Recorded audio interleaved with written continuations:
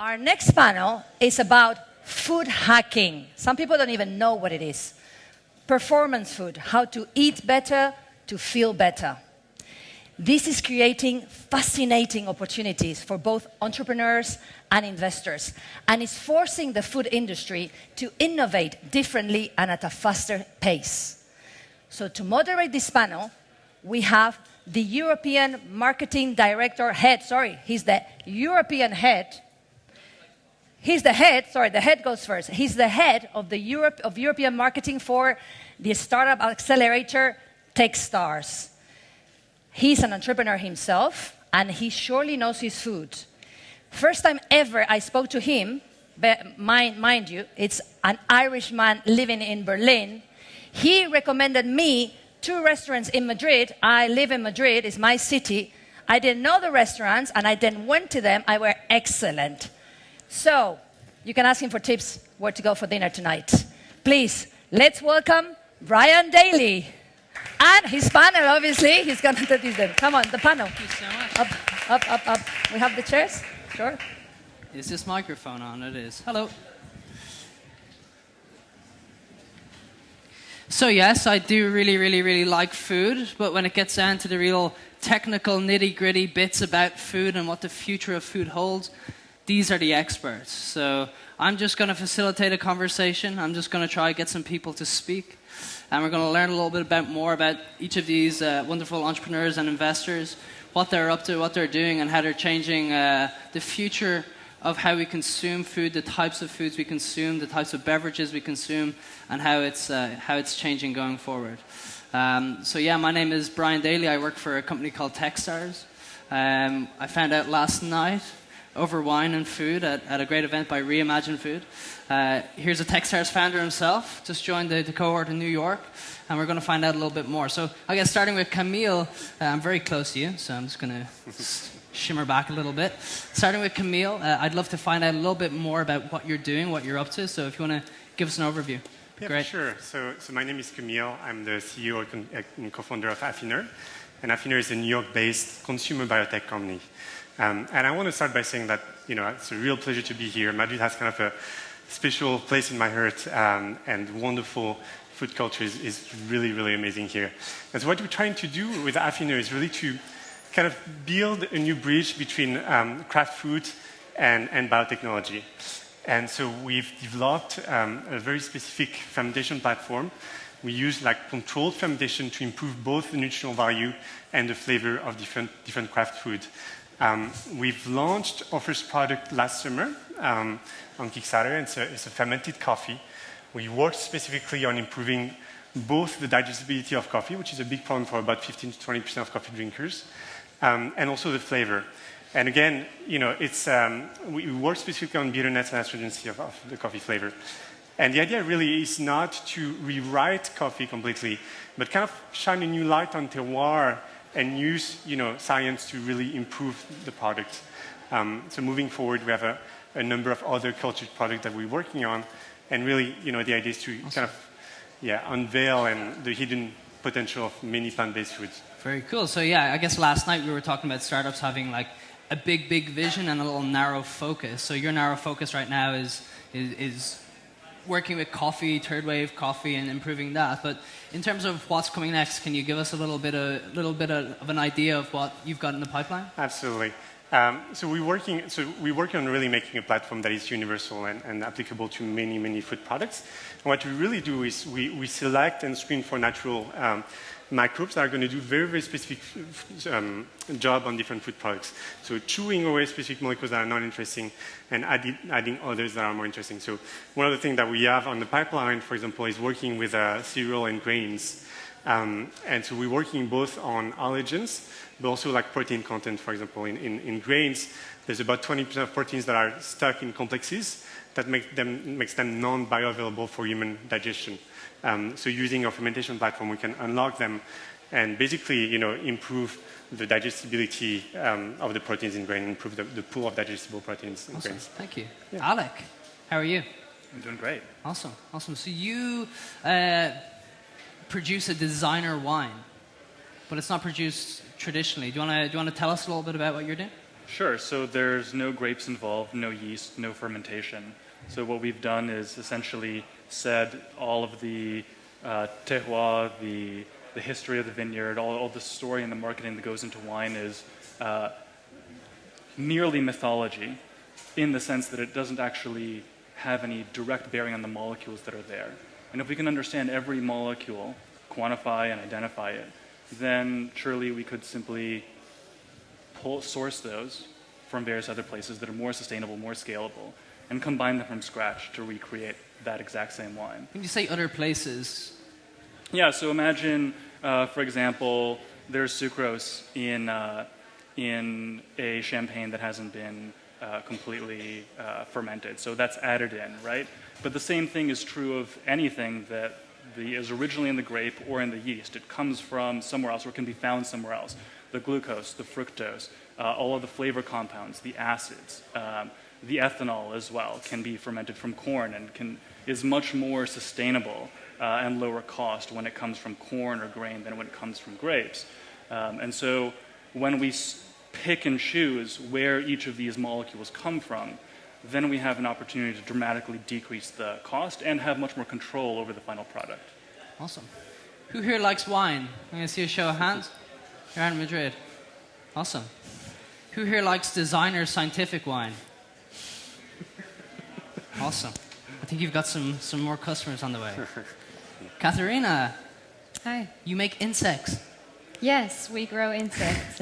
Or better, our customers grow insects too. Fantastic. That's a much better story, actually. Your customers grow insects. So Living Farms is similar to like Click and Grow, almost like a desktop device. Do you want to explain how it works? Yeah. So basically, we go two tracks right now. So we developed the technology to grow them. And our first product in this sector is our tabletop farm. So it's the first tabletop farm to grow your own protein in your home and your own meat alternative, if you want. Then this technology we also develop apart from this consumer device, and then we have a food track. So we also right now it's a roasted product, so it's similar to a snack product. So it's like nuts that you can snack that we sell as well. We do these two things because, I mean, edible insects is a very new market, so we believe that we have to go these both ways in order to educate and build the market. So our customers largely right now grow it themselves with our device. We're manufacturing it right now. Very cool. So in terms of the crickets and insects, can you change the flavors of what the end produce will be like? Yeah, if you're really dedicated to making them taste in a certain way, you can achieve that. Yeah, you can grow them on chili, and then they will have a slight chili note in them. You can do that. Yeah. Very cool. But right now it's really so we see, there's already growing vegetables in your home, or trying to. There's a lot of technologies that try to make agriculture approachable in a very minimal way, in a very small scale, and we do that. We have the first device to do that for protein and to substitute meat or eggs or other animal protein. It's much more sustainable. It's the first thing that you can grow on a very small space with very little water, very little energy. And what we're most excited about it is that you can grow them on waste material. So you can actually feed your kitchen scraps into it. While as if we all should eat more vegetables, but vegetables, for example, soy also needs a lot of space, a lot of area, a lot of water.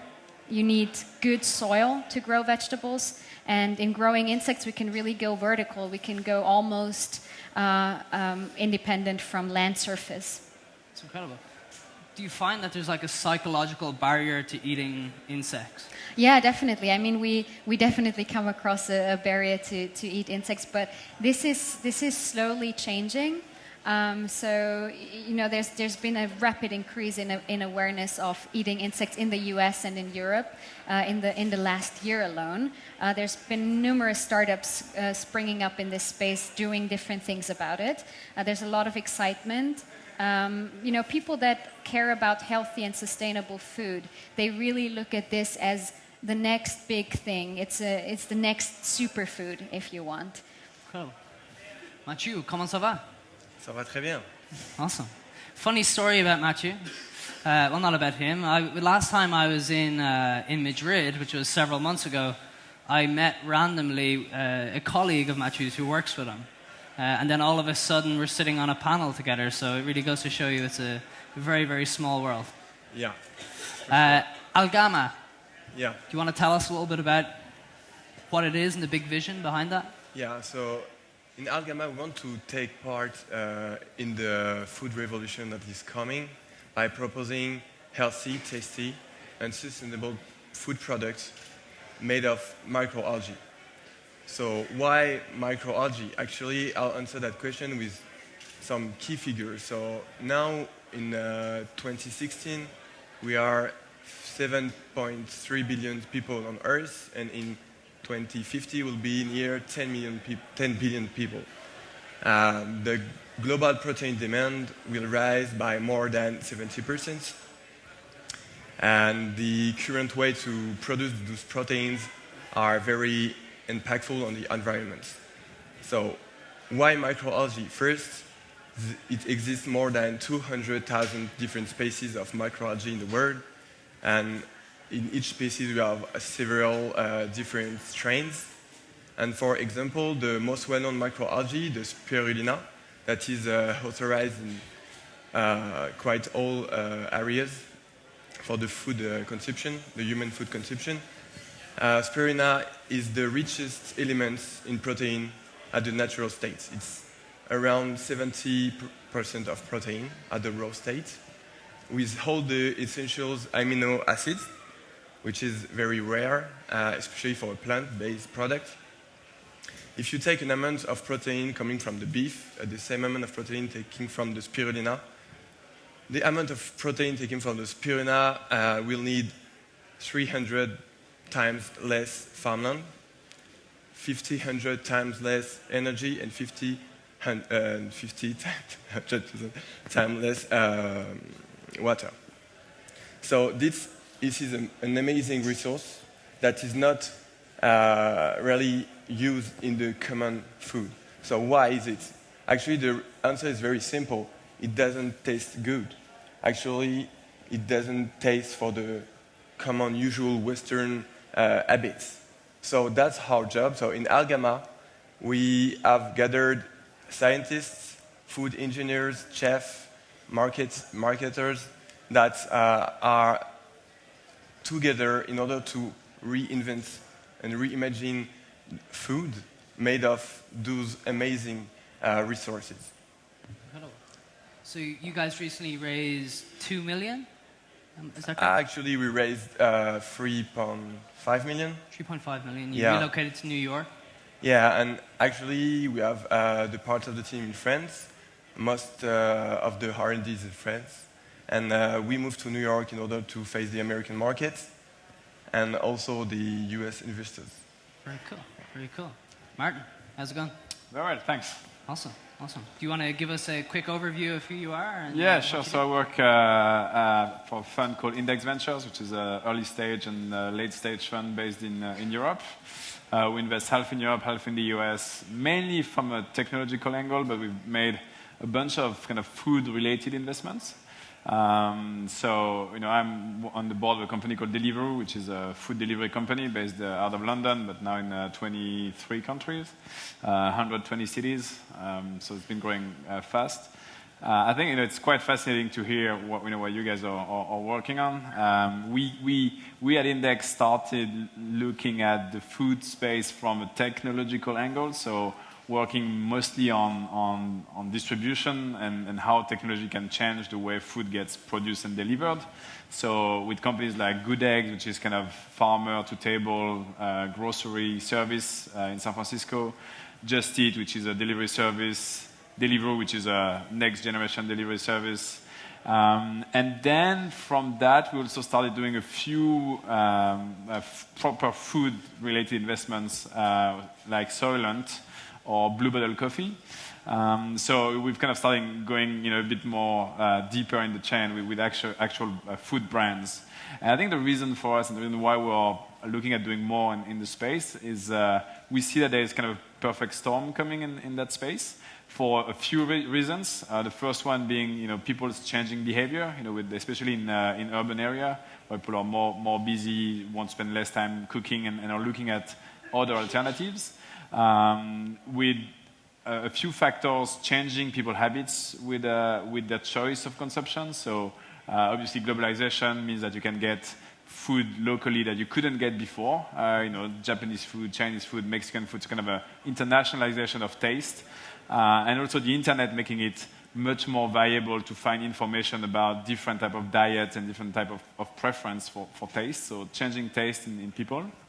And obviously the third kind of big trend being with the internet, the possibility to create new service for distributing, for example, so that's kind of the Deliveroo kind of place, but also to create new brands and sell directly to consumers. So with very high margin, very engaged community. I think Soylent is a really good example of that, of something that's purely online pretty much, but having a really vibrant community around kind of a geeky product that they've developed. Are you okay there?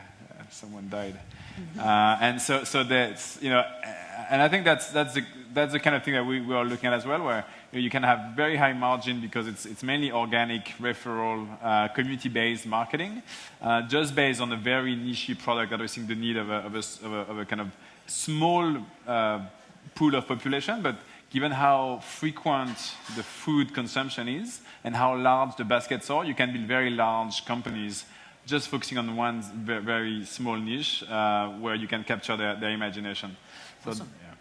Very cool. So I have a theory that going forward over the next 10, 15 years, we're going to have fundamental problems of feeding the world, of feeding people whose jobs have been taken from self-driving cars or from artificial intelligence and stuff like this. So making food extremely affordable, like crickets, for example, or being able to produce high-quality proteins for really, really cheap prices is really important. What do you think the biggest barrier to us kind of producing this for a worldwide intake will be? So there's of course a technological barrier, but I think we're starting to go over it right now, especially in terms of biotechnology. The past 10 years have been very, very wonderful in terms of the increased knowledge and the tools really that we have now to use biotechnology as technology really. So I think, at least in our case, it's on the consumer side now, and really, getting people to understand and welcome those different technologies that we've all presented. The way that we've decided to do that at Affineur is to first create a B2C brand and a very strong brand where we invested a lot, in design and a beautiful product that is very attractive. And we decided to launch on Kickstarter. And we did that last summer of 2015. And really the idea was to build a very open company, to have this very direct conversation with people and our early customer about what the technology is and what are the advantages and how we're using it really. And to grow, with a community of early adopter. So Kickstarter was more of a marketing activity for you rather than a fundraising? It was, very much so, yeah. It's a wonderful platform to have this kind of direct interaction and adding to what Martin said about Soylent, really, we've been building this community of very engaged early customer that are behind, the vision, the technology, and what we can really do with fermented products. If I can add to that, because I totally agree on this point. It's about building a community. In our case, with growing this very new market, it's a lot about education as well, right? We really believe that a new food, a new food category cannot be built by only one single thing. Just because you powderize some crickets or whatever and put them in one consumer product doesn't mean that a large mass of people will adopt it as a substantial food source. And that's why we decided to work on different ends and really educate the market. That's why we exposed the technology and said, okay, we get it into the hands of people, because for example, I grew up on a farm. I saw how cows are raised, or pigs, you know. And then when I started to grow insects, I saw how clean it is actually, you know, and how nice this process actually is, that it's much cleaner than any other type of livestock. And I think that's a really crucial element. If people see, you know, are confronted with, oh, okay, this is actually totally fine, you know, I can see this as a food source. You know, so it's an educational process to getting people used to the idea. And then the other point about it is that what we found out, so we're trying to talk to every customer that wants to talk, and a lot of them want to. And what we found out was that it's really a lot about accepting a food is about a ceremony around it. So, for example, sushi, right, is very often quoted also in terms of insects, because it's raw fish. It was disgusting in the beginning. It was a workers' food in Japan. It was nothing fancy, actually. The path that it made into a mass consumer market was through a ceremonial path. So it came in the shape of a restaurant that offered this food, and that, you know, you had a certain experience around it. And then from there, it didn't occur suddenly in a supermarket package, because nobody would have bought it.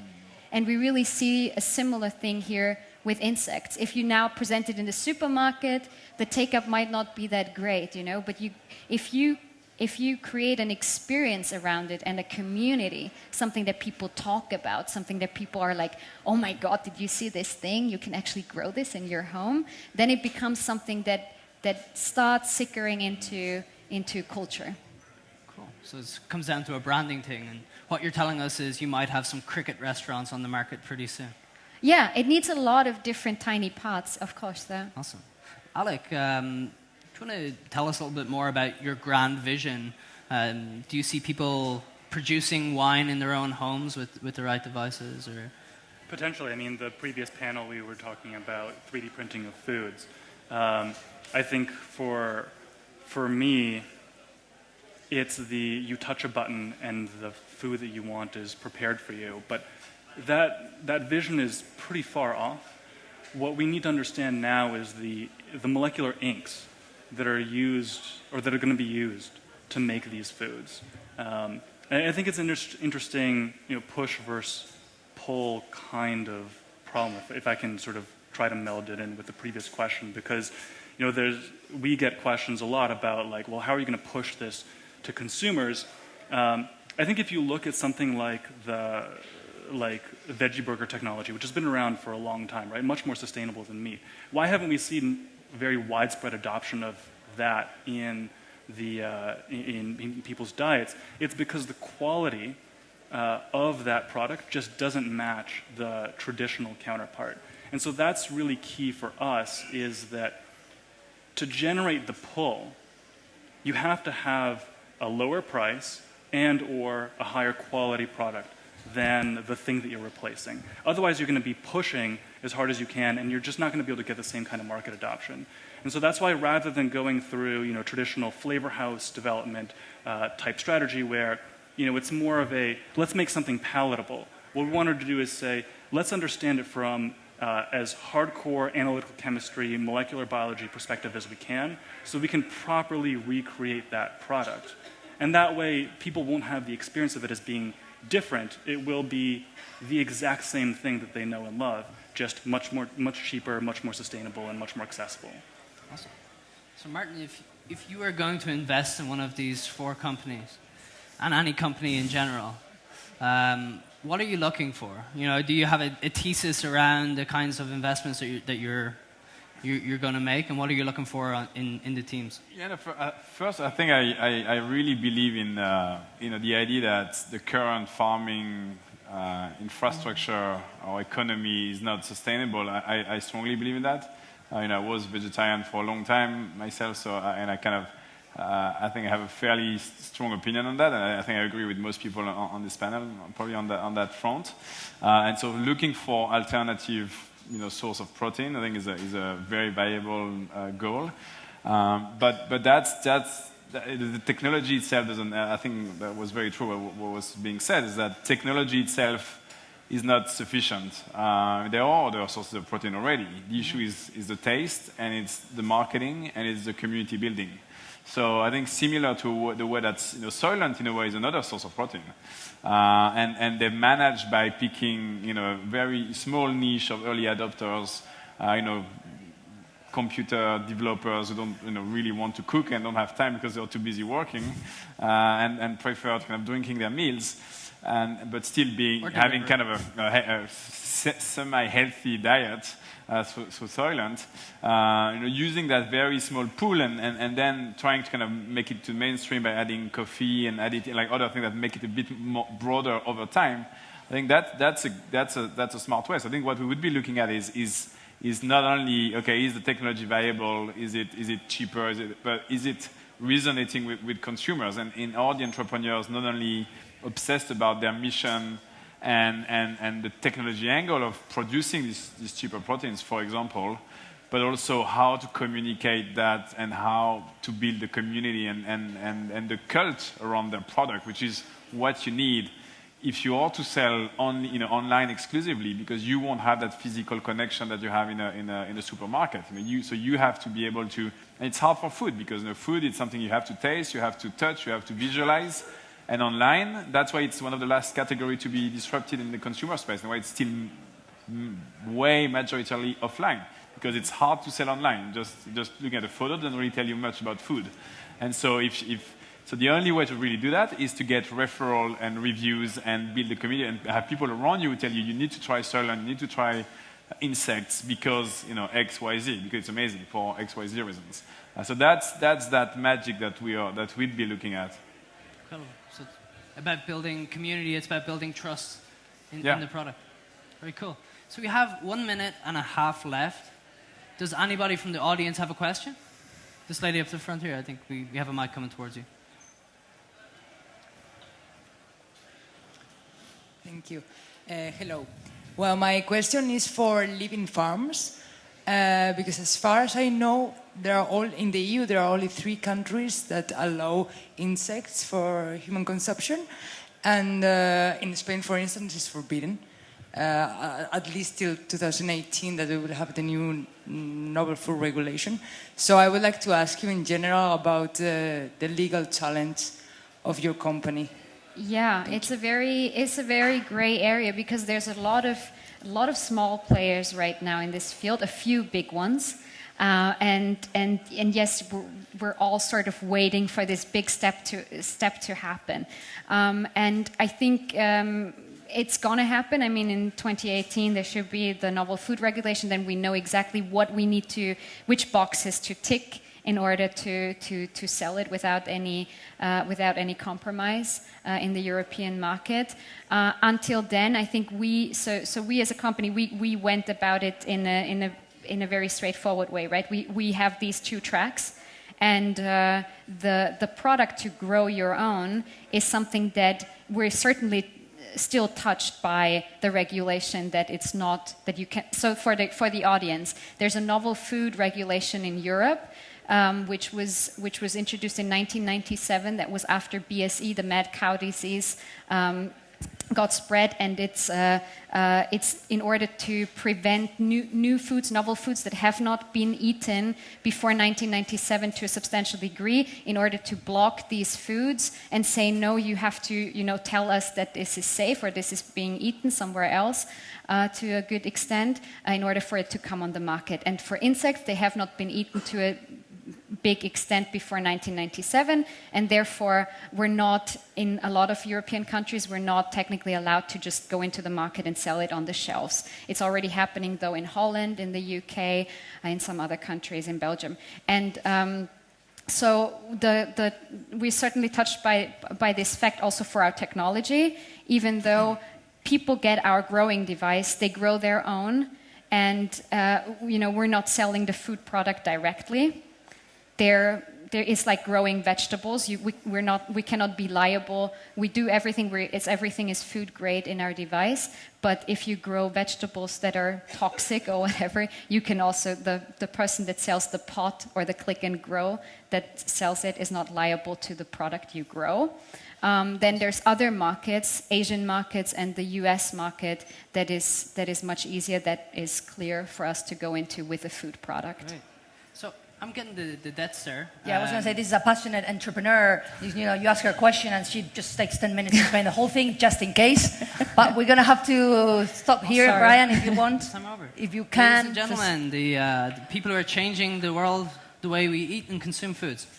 Thank you, everybody. Thank you. Thank you. Here, there. No.